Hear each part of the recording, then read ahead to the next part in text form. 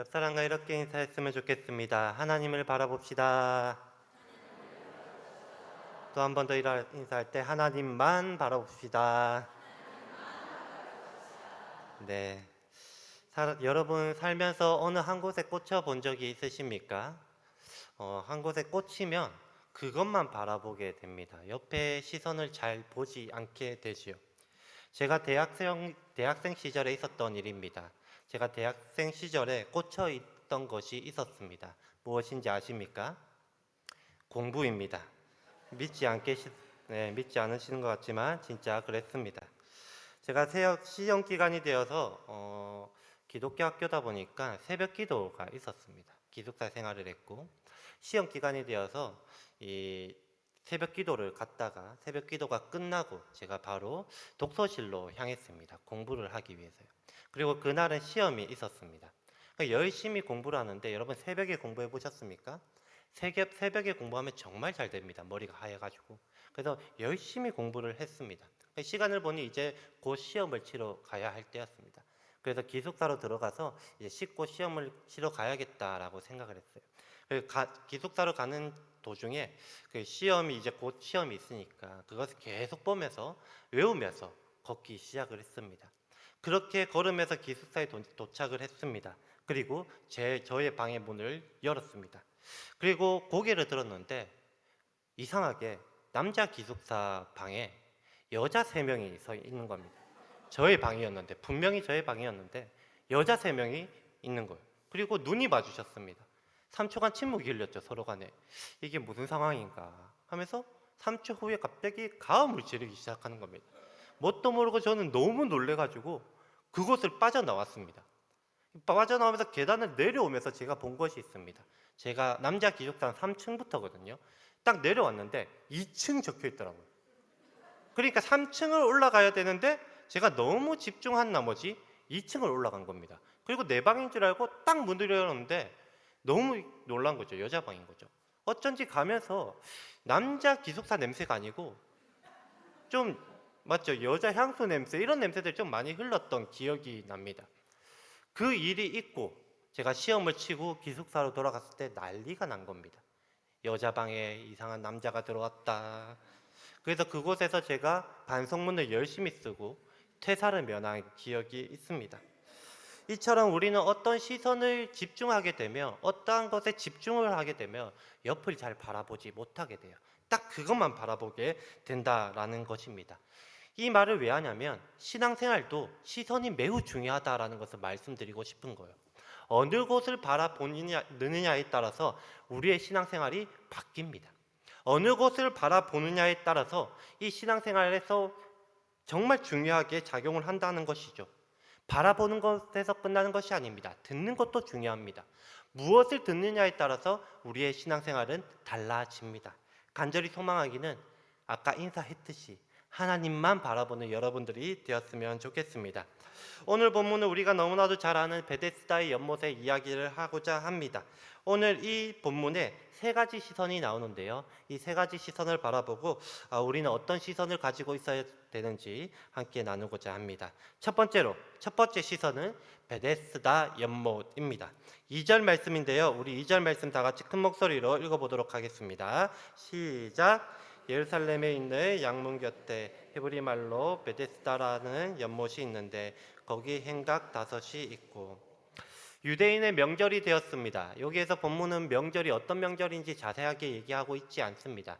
유대인의 명절은 거기 지역에 있는 예루살렘에 있는 유대인만을 위한 명절이 아닙니다. 디아스포라, 각 흩어져 있는 각 지역으로 흩어져 있는 그 유대인들이 모이는 날입니다. 그러니까 잔치죠. 그래서 어마어마한 잔치가 이루어집니다. 많은 유대인들이 모이게 됩니다. 그 명절이 되어서 예수님께서 예루살렘 성전으로 가고 있었습니다. 성전에는 여러 가지 문이 있는데 그 중에 양문이 있습니다. 그것은 제사 드릴 때 그 양을 잡는 그 양들이 들어갈 수 있는 문이 있습니다. 그리고 그 곁에는 베데스다 연못이 있었다고 합니다. 그리고 그곳에는 많은 병자들이 모여 있었다고 합니다. 그리고 성경을 보시면 가로 표시가 돼 있죠. 그 가로 표시는 전설이라고 생각하시면 됩니다. 이런 전설이 있습니다. 천사가 내려오면 물이 움직인다. 그리고 물이 움직일 때 가장 먼저 들어가면 어떤 병이든 낫는다라는 것이죠. 물이 움직였던 이유는 이 밑에 수로가 연결되어 있어서 물이 움직였던 걸로 보입니다. 하여튼 이 전설 때문에 많은 병자들이 그곳에 모이게 되었습니다. 근데 문제가 있습니다. 그것은 물이 언제 움직일지 모른다라는 것이지요. 그렇기 때문에 그곳에 집중할 수밖에 없습니다. 그리고 단 한 사람만, 가장 먼저 들어가는 사람 1등만 낳게 된다라는 전설입니다. 물이 언제 움직일지 모릅니다. 그리고 물이 움직일 때 가장 빨리 들어가야 됩니다. 그래야지만이 병이 낫는다라는 전설이 있었다라는 것이죠. 참 아이러니하게도 바로 위에는 성전이 있습니다. 베데스다의 많은 병자들은 성전을 바라보지 않고 연못만 바라보고 있는 상황입니다. 조금 단어를 바꿔서 생각을 하면 좀 이 베데스다가 와닿을 것 같습니다. 쌍꺼풀이 없으신 분, 가장 먼저 들어가면 쌍꺼풀이 생깁니다. 이게 실화입니다. 이게 제가 이게 없었던 얘기를 지어내는 것이 아닙니다. 제가 이전에 있었던 모 교회에서 부장 집사님이 성형외과 원장이셨습니다. 고등부 부장 집사님이. 근데 친구 초청 장치를 하는데 이 부장 집사님이 놀라운 상품을 거셨습니다. 1등, 쌍꺼풀 없는 사람 쌍꺼풀 수술해준다. 공짜. 쌍꺼풀 있는 사람 보톡스 놔준다. 3회권. 진짜 실화입니다. 그런데 거기 있는 모 전도사님의 따님께서 그것을 듣고 정말 열심히 했습니다. 20명인가 데리고 왔습니다. 그 뒤로 없었던 쌍꺼풀이 생겼습니다. 놀랍지 않습니까, 여러분? 이것이 생긴 다음에 여러분들 거기에 들어가지 않으시겠습니까? 키가 170인데 저는 170 넘습니다. 172인데요. 170인데 180이 된다. 여러분 들어가지 않겠습니까? 주름 많으시죠? 여기 들어가면 주름이 없어집니다. 혹하지 않으십니까? 피부가 별로 좋지 않은데 들어가면 미백 효과까지 있습니다. 설마 하는 마음에 도전해보지 않겠습니까? 언제 또 움직일지 모릅니다, 여러분.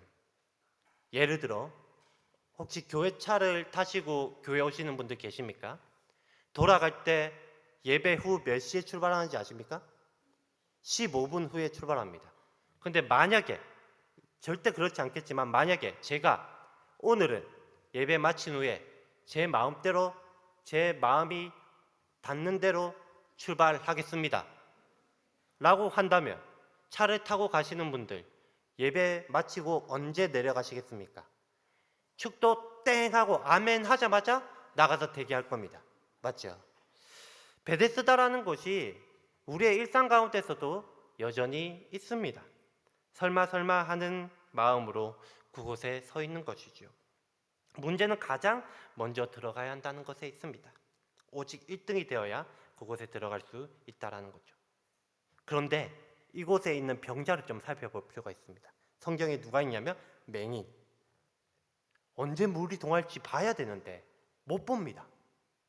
못 봐요. 누군가가 오오오 할 때 갑니다. 근데 또 누가 장난친다고 오 한다고 해가지고 막 왔나요? 갈 수도 있고 막 이렇습니다. 절대 1등으로 들어가지 못하죠. 다리 저는 사람, 여러분 다리 저는 사람이 1등으로 들어갈 수 있겠습니까? 불가능합니다. 혈기 마른 사람, 몸에 마비가 온 사람입니다. 갈 수 있겠습니까? 그런 사람들이 거기에 모여 있어요. 그들이 먼저 들어가는 것 자체가 불가능합니다.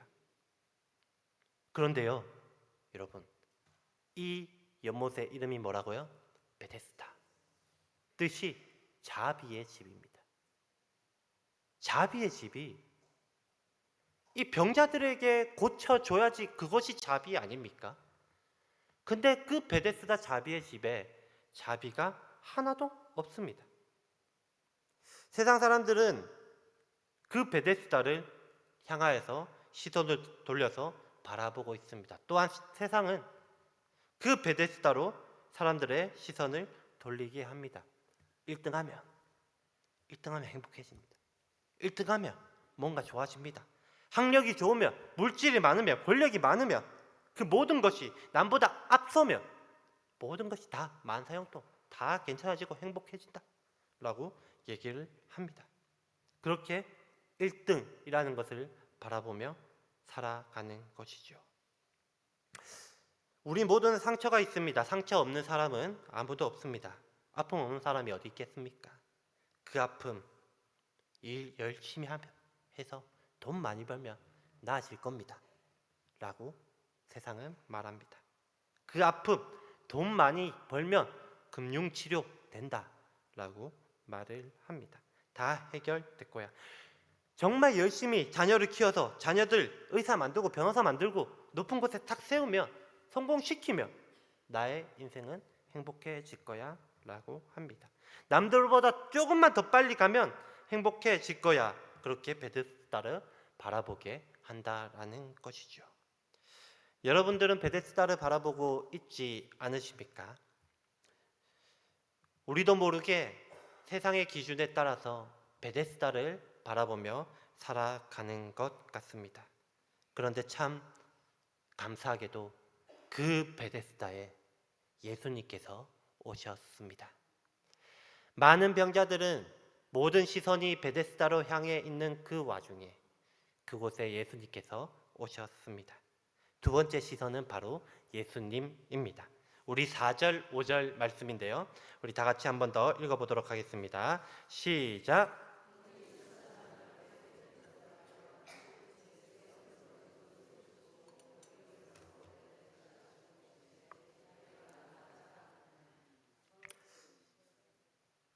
예수님은 베데스다로 갑니다. 그리고 그곳에서 38년 된 병자를 만나게 됩니다. 38년, 말이 38년이지 여러분, 제가 38살입니다. 제가 태어날 때부터 지금까지 병을 앓고 힘들어했다라고 생각하니까 너무 가슴이 아팠습니다. 그렇게 38년 동안 자신을 도와주는 사람이 아무도 없었다라는 거예요. 그래서 그 베데스다에 먼저 들어갈 수 없었다라는 것이죠. 아마도 이 병자는 오랜 기간 동안 베데스다 연못을 바라보고 있었을 것 같습니다. 여러 번 도전도 했을 것 같습니다. 그런데 다 실패했습니다. 6절 말씀해 보니까 누워 있었다라고 하거든요. 즉 이 말은 이 병자는 걸음이 불편했다라는 의미가 되겠지요. 그러니 매번 집중해도 안 되는 거예요. 매번 노력해도 실패할 수밖에 없습니다. 그때 예수님께서 그에게 말을 겁니다. 병자가 집중하고 있을 때 말을 거는 거죠. 여러분이 집중하고 있을 때 말을 걸면 여러분 옆을 보는 것이 쉬울 것 같습니까? 쉽지 않습니다. 제가 사택에는 제가 TV가 없습니다. TV를 안 봅니다. 본가에 가면 TV밖에 안 봅니다. TV를 보는데 이게 TV를 보니까 너무 오랜만에 보니까 집중을 정말 잘 되더라고요. 성경 볼 때 집중을 해야 되는데 TV 볼 때 집중을 너무 잘 되더라고요. 볼 때마다 나는 자연이다 보면서 막 집중을 하고 있습니다. 그렇게 열심히 집중할 때 옆에서 부모님이 꼭 말을 겁니다. 경우야, 저는 답을 안 합니다. 들어도 답을 안 해요. 왠지 아십니까? 집중하기 때문입니다. 경우야 하면 고개를 절대 안 들입니다. 왜? 고개를 안 돌려요. 그렇게 어머니께서 오시죠. 막 하면 그냥 또 TV만 보고 있습니다. 어떻게 하시는지 아십니까? 리모컨으로 TV를 끄거나 아니면 등짝을 때리거나 밥 먹어라 이렇게 합니다. 그렇게 우리가 집중하고 있을 때 시선을 돌리는 건 쉽지 않습니다. 자녀들 있으십니까? 시험 기간에 열심히 초집중해서 공부를 하고 있다고 생각해 보십시오. 옆에 와서 계속 말 걸어 보십시오. 아이들의 반응 다 똑같을 겁니다. 짜증을 낼 것입니다. 이 병자가 38년 된 병자가 그 베데스다만을 바라보고 있는 병자가 예수님의 부르심에 고개를 돌리는 것 쉬웠겠습니까? 쉽지 않을 거예요. 고개를 돌렸을 때 그때 물이 동할지 어떻게 합니까? 고개를 딱 돌렸는데 물이 움직여요. 그러면 예수님 때문에 막 하면서 불평불만을 할 수도 있습니다. 그 기회를 놓칠 수도 있다라고요. 그 고개를 돌리는 게 너무 쉽지 않다라는 것입니다. 하지만 그 병자는 예수님, 네가 낫고자 하느냐라는 이 말에 반응합니다. 그래서 베데스다를 바라보고 있는 그 시선에서 예수님께 시선을 돌렸을 때 이 병자는 걷게 되는 놀라운 기적이 일어나게 되었다라는 것입니다. 사랑하는 성도 여러분, 베데스다는 말이 베데스다지 말이 자비의 집이지 그것을 고쳐줄 아무런 능력이 없었던 것입니다. 세상은 그렇게 늘 말합니다. 그렇게 가면, 성공하면 모든 것이 만사형통할 거야 라고 우리에게 계속 주입하고 가르치고 설명하고 얘기를 합니다. 그렇게 해서 우리는 그걸 듣고 늘 세상의 기준에 맞춰서 베데스다만 바라봅니다. 하지만 그곳엔 자비란 없습니다. 진정한 자비는 어디 있습니까? 예수님께 있었습니다. 그렇기에 우리는 세상을 살아가면서 시선을 예수님께 돌려야 됩니다. 바쁘게 일하면서 너무 바쁘시죠? 바쁘면서 고개를 돌려서 예수님을 바라보십시오. 제가 얼마 전에 설교 준비를, 이번 주에 설교가 쭉 이게 뭐 순서를 이렇게 하면서 이번 주에 계속 설교라서 설교 준비를 계속 하고 있거든요. 설교 준비를 하고 있는데 정작 설교 준비만 하고 있었습니다. 제가 한 날 출근을 해서 앉자마자 설교 준비를 한 적이 있습니다. 그래서 이 설교 준비를 하다가 물을 뜨러 잠시 정수기에 갔는데 모윤 강도사님이 이 출근을 해서 기도를 하고 있더라고요. 내가 누군지 밝히지 않겠지만 기도를 하고 있더라고요. 제가 그것을 딱 보고 아차했습니다.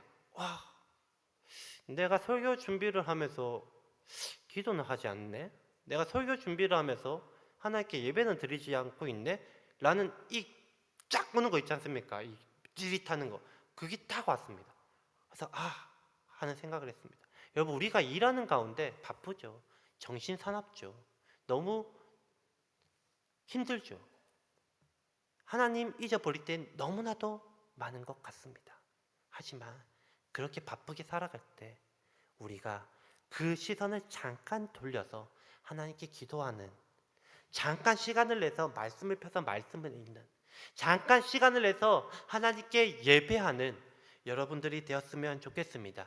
왜 그렇게 해야 되냐? 그곳에 자비와 은혜가 있기 때문입니다. 우리가 열심히 돈 벌고 해봤자 그곳엔 자비와 은혜가 없습니다. 진정한 자비와 은혜는 예수님께, 하나님께 있음을 기억하면서 우리가 세상 가운데서 열심히 일하면서 잠깐 시간을 내어서 하나님께 예배드리는 여러분들이 되었으면 좋겠습니다. 그렇게 시간을 내어서 이곳에 예배드리는 여러분들 정말 축복합니다. 마지막 시선입니다. 우리 마지막 시선 세 번째, 율법인데요. 10절 말씀 다 같이 읽어보도록 하겠습니다. 시작.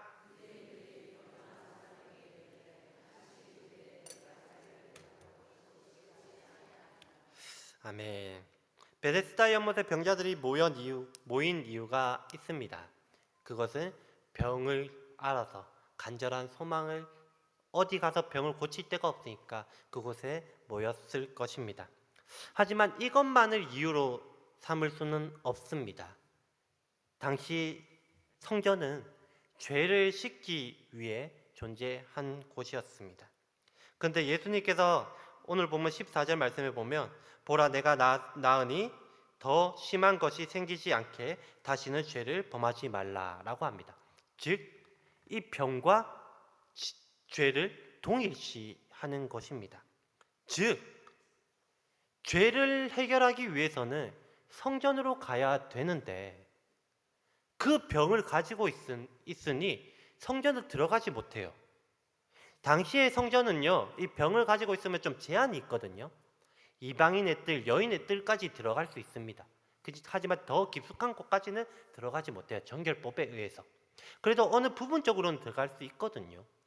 그런데 이 유대인과 바리새인들이 이 율법을 세밀하게, 촘촘하게 더 확장하기 시작을 합니다.